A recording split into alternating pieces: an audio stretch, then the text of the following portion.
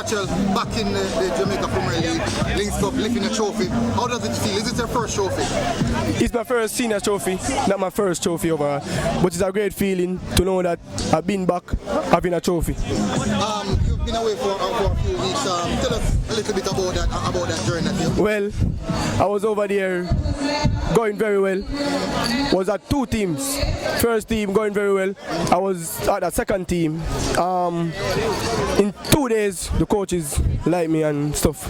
We'll be back there in a couple of times. All right, definitely. What do you think going forward from here for Portmore United, winning this trophy? A big club, haven't been so victorious in recent time, but lifting a trophy tonight, what does that do for confidence of the team?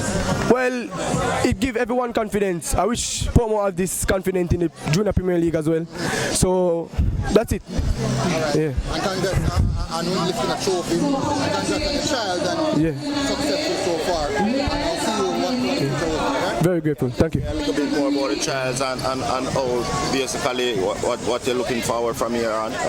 The child was good as well.